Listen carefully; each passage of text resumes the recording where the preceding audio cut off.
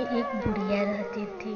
वह प्रत्येक रविवार को सुबह उठकर स्नान करके घर के आंगन को गाय के गोबर से लीपकर स्वच्छ करती थी। उसके बाद सूर्य भगवान की पूजा करती, फिर भोजन तैयार कर सूर्य देव को भोग लगाने के बाद ही खुद भोजन करती। सूर्य भगवान की कृपा से उसे किसी प्रकार का चिंता या कष्ट नहीं था। धीरे धीरे उसका घर धन दौलत से भरता गया। उस बुढ़िया को सुखी देखकर उसकी पड़ोसन उससे जलने लगी। बुढ़िया के पास कोई गाय नहीं थी, इसलिए वे रविवार को घर लीपने के लिए पड़ोसन के आंगन में बंधी गाय का गोबर लेने जाती थी। पड़ोसन ने जलन से अपनी गाय को घर के भीतर बांध लिया, जिसके कारण बुढ़िया अपना आंगन नहीं लीप सकी।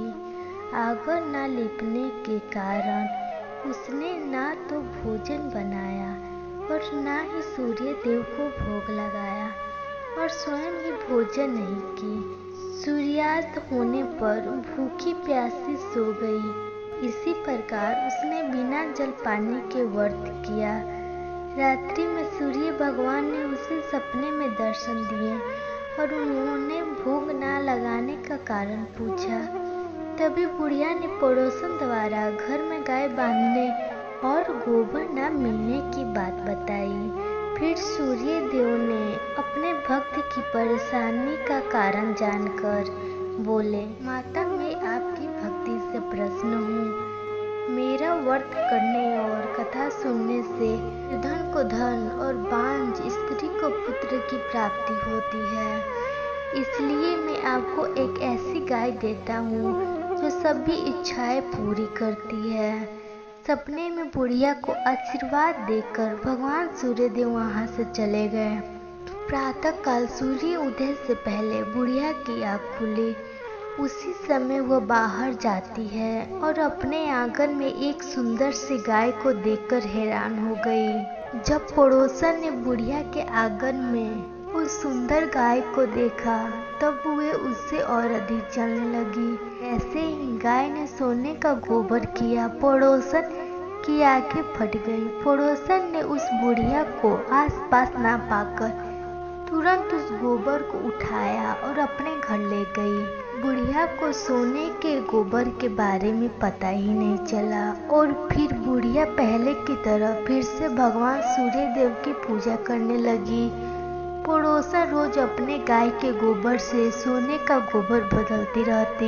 एक दिन सूर्य देव ने पड़ोसन की चालाकी देखकर सूर्य देव ने जोरदार आंधी चलाई, जिसके कारण बुढ़िया ने गाय को घर के अंदर बांध लिया।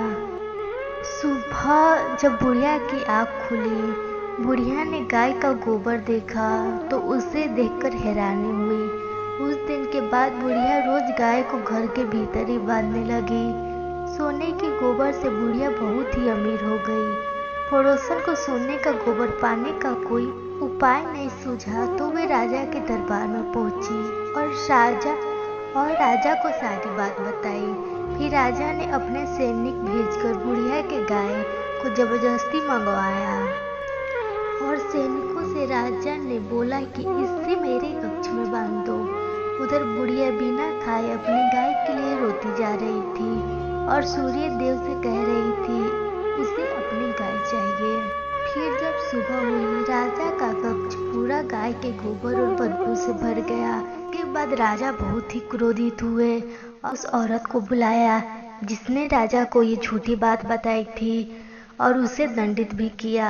उसके बाद राजा ने बुढ़िया को बुलाकर उससे क्षमा मांगी और उसकी गाय उसे वापस कर दिया।